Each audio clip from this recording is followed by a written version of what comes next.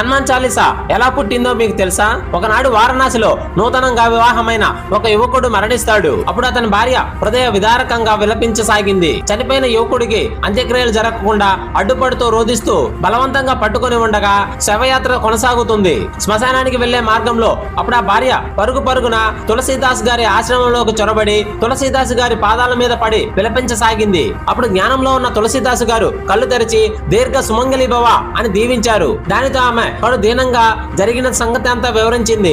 అప్పుడు వెంటనే తులసీదాస్ తల్లి రాముడు నా నోట అసత్యం పలికించడు అని శవయాత్రను ఆపి తన కమండలంలోని జలాన్ని చల్లాడు. ఆ మరుక్షణం ఆ యువకుడు తిరిగి బ్రతికాడు.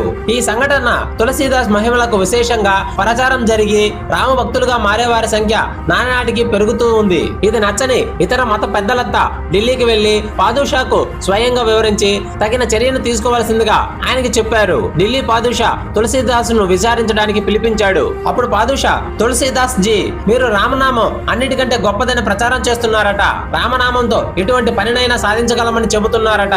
మేము ఇప్పుడు ఒక శవాన్ని తెప్పిస్తాం, దాన్ని మీ రామనామం ద్వారా బతికించండి, అప్పుడు మీరు చెప్పినదంతా నిజమని నమ్ముతాము అని అంటాడు. అప్పుడు తులసీదాస్ గారు క్షమించండి ప్రభు, ప్రతి జీవి జనన మరణాలు జగత్ప్రభు ఇష్టానుసారం జరుగుతాయి, మన మానవ మాత్రులు మార్చలేరు అని పలికాడు. అప్పుడు పాదుషా తులసీదాస్ జీ మీ మాటలను నిలుపుకోలేక మీ అబద్ధాలను నిరూపించుకోలేక ఇలాంటి మాటలు చెబుతున్నారు. మీరు చెప్పినవన్నీ అబద్ధాలని సభాముఖంగా అందరి ముందు ఒప్పుకోండి అని అంటాడు. అప్పుడు తులసీదాస్ గారు క్షమించండి, నేను చెప్పేది నిజం అని అన్నాడు. పాదుషాకు పట్టరాని ఆగ్రహం వచ్చి తులసి నీకు ఆఖరి అవకాశం ఇస్తున్నాను, శవాన్ని బ్రతికించు లేదా నువ్వు చెప్పేది అబద్ధమని ఒప్పుకో అని ఆజ్ఞాపించాడు. అప్పుడు తులసీదాస్ కనులు మూసుకొని ధ్యాన నిమగ్నుడై శ్రీరామచంద్రుని స్మరించి ఈ విపత్కర పరిస్థితిని కల్పించిన నువ్వే పరిష్కరించమని ప్రార్థించాడు. అది రాజ ధిక్కరణగా భావించిన పాదుషా తులసీదాసును బంధించమని ఆజ్ఞించాడు. అంతే ఎక్కడి నుంచి వచ్చాయో వేలాది కోతులు సభలోకి ప్రవేశించి తులసీదాసును బంధింపవచ్చిన సైనికుల వద్దన ఉన్న ఆయుధాలను లాక్కొని వారిపై గురిపెట్టి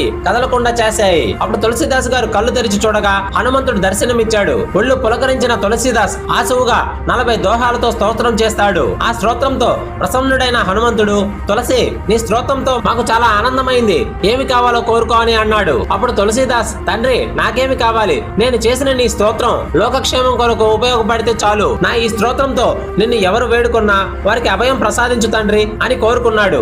ఆ మాటలకు మరింత ప్రీతి చెందిన హనుమంతుడు తులసి ఈ స్తోత్రంతో మమ్మలను ఎవరు స్తుతించినా వారి రక్షణ భారం మేమే వహిస్తాము అని వాగ్దానం చేశాడు హనుమంతుడు.